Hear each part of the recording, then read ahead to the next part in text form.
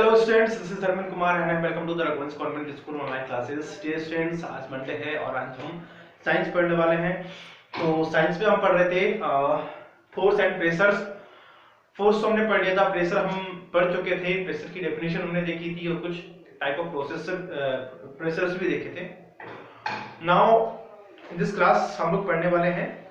मैंने आपके लिए कुछ होमवर्क दिया था उससे पहले, जो एक्टिविटीज है वो आपको स्टडी करनी है। आई होप आपने करी होंगी, नहीं की होंगी तो अब कर लें, ठीक है। आज हम पढ़ने वाले हैं प्रेशर में। तो प्रेशर में अगर आपने एक्टिविटीज पढ़ी है तो उसमें आपने एक चीज पढ़ी होगी, pressure extend by liquids and gas. मतलब प्रेशर जरूरी नहीं कि वो हम मतलब कोई भी फिजिकल ऑब्जेक्ट के से लगे। Physical object in the sense कि कोई इन द सेंस किसी ऑब्जेक्ट से ही लगे, है ना। तो प्रेशर से लग सकता है, गैस से भी लग सकता है और लिक्विड से भी लग सकता है। ऑब्जेक्ट इन द सेंस क्या बोलेंगे इसको, ऑब्जेक्ट को क्या बोलेंगे, ठोस जो होता है ना, सॉलिड। तो प्रेशर जरूरी नहीं किसी सॉलिड से ही लगे, प्रेशर आपका गैस से भी लग सकता है और प्रेशर आपका लिक्विड से भी लग सकता है। अब कैसे लग सकता है इसको थोड़ा समझ लेते हैं। आप लोग पिचकारी चलाते होंगे, पिचकारी चलाते हैं तो पिचकारी इधर से हम इसको प्रेशर करते हैं, उधर दूर तक जाता है, ठीक है। डॉक्टर इंजेक्शन लगाता है। आप लोगों ने बाइक चलाई होगी, बाइक में जो हम या फिर बाइक के अलावा भी आपने कहीं ना कहीं जेसीबी वगैरह देखी होगी। जेसीबी में वो ऊपर नीचे करते हैं, वो उसके थ्रू, तो वो क्या होता है, वो ऑयल के थ्रू क्या होता है, प्रेशर लगता है।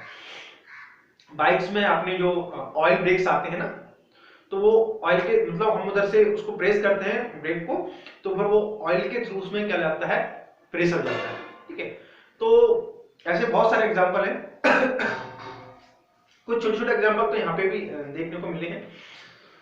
ये इस तरह से, ये देखिए डायग्राम में, है ना। तो प्रेशर जरूरी नहीं कि सॉलिड से लगे, लिक्विड से और गैस से भी लग सकता है। अब हम पढ़ने वाले एक अच्छी चीज वो है एटमॉस्फेरिक प्रेशर। एटमॉस्फेरिक प्रेशर मतलब एटमॉस्फेरिक मतलब होता है एटमॉस्फेयर, उसके थ्रू जो प्रेशर लगता है उसकी हम बात करेंगे।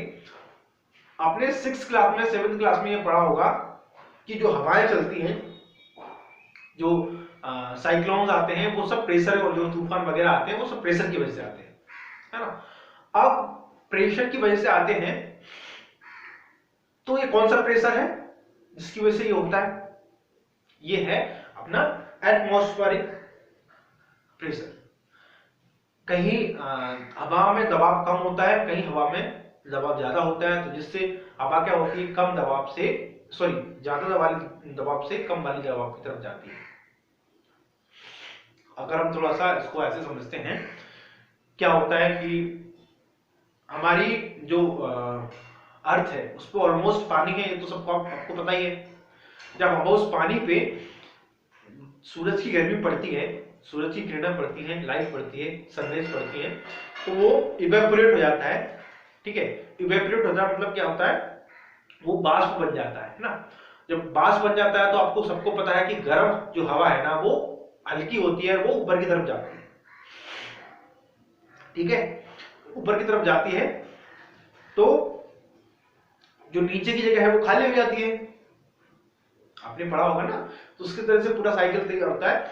तो ऐसे ही सब चीज रहती है, ऐसे ही कुछ कारण होते हैं जिसकी वजह से क्या होता है, हवाएं चलती हैं, तेज आंधी आती है, तूफान आते हैं, साइक्लोन्स आते हैं, ठीक है। तो इसको थोड़ा सा रीड कर लेते हैं ताकि हम इस बारे में जान पाए।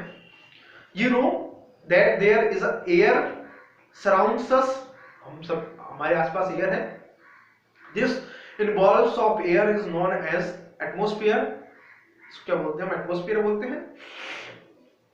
The atmospheric air extends up to the many kilometres above the surface of the earth. मतलब बहुत किलोमीटर तक फैली है जो हवा है वो। The pressure extended by this air is known as atmospheric pressure। मतलब वो ये कह रहे हैं कि हमारी जो अर्थ है वो इस तरह से है, ठीक है। इस अर्थ में ये इस तरह से हजार मतलब कई सारे किलोमीटर तक हवा है। इस हवा से जो प्रेशर बनता है ना, मतलब जो हवा जो दबाव डालती है हमारी उस पे अर्थ पे, इसको हम क्या बोलते हैं, एटमॉस्फेरिक प्रेशर बोलते हैं, ठीक है।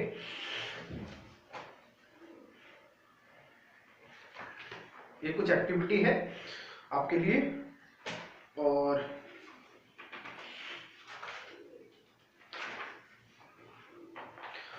एक्टिविटी आपको अपने से पढ़नी है। मैं इसको थोड़े से नीचे हम रीड करते हैं।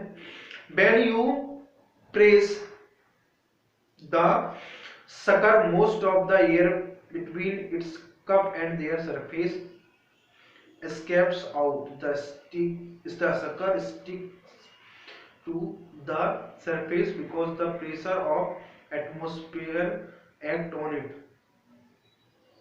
To pull the sucker off the surface, the applied force should be large enough to overcome the atmospheric pressure. The activity might give you an idea about the magnitude of atmospheric pressure. Magnitude क्या होता है of atmospheric pressure, ये आप अपने search करेंगे, ठीक है। In fact, it would not be possible for any human beings to pull a sucker off the surface if there were no air at all between the sucker and the surface. Does it give you an idea how large the atmosphere pressure is?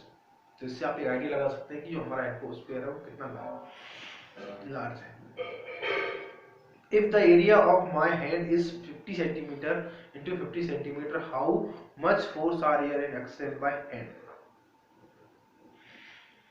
मतलब ये activity आप जब पढ़ेंगे तो इस sentence का मतलब आप समझ पाएंगे और ये पिक्चर्स का ही मतलब समझ पाएंगे, ठीक है। तो थोड़ा सा एक चीज अच्छी है जो कि पढ़ना चाहिए हमको।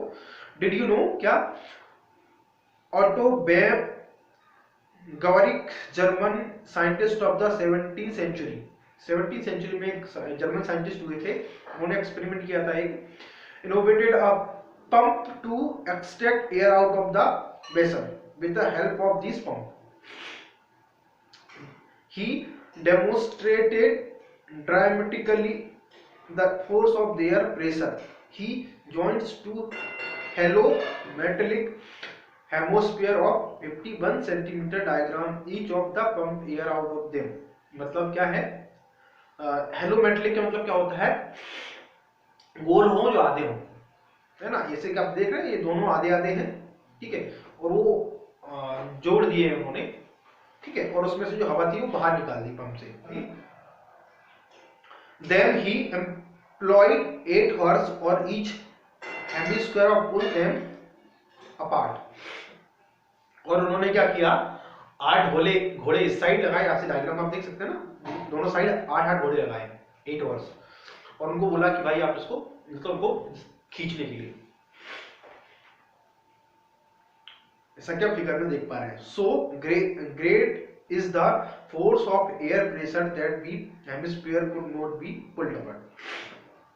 मतलब वो 8 और 8 16 घोड़े मिलकर भी वो हेमिस्फीयर को अलग अलग नहीं कर पाए, ठीक है। तो इससे आप एयर प्रेशर का जो है ना एक अंदाजा लगा सकते हैं। ओके, इसके साथ हमारा ये चैप्टर फिनिश होता है, ठीक है। नोट्स में आपको शेयर कर दूंगा या फिर शायद कर चुका हूँ, हाँ कर चुका हूँ, ठीक है। आप इसको रीड करें अच्छे से, एक बार और रीड करें, ठीक है। काफ़ी सारी काम की बातें इसमें से निकलती हैं जो हम डेली लाइफ में यूज़ करते हैं, ठीक है, ताकि हमको आसपास की चीज़ समझ में आती है कि चीज़ें काम कैसे करती हैं, काम क्यों करती हैं, है ना। तो जो कि हमें आगे सोचने के लिए विवश करती है। तो आज के लिए इतना काफ़ी है। So thank you for the watching video.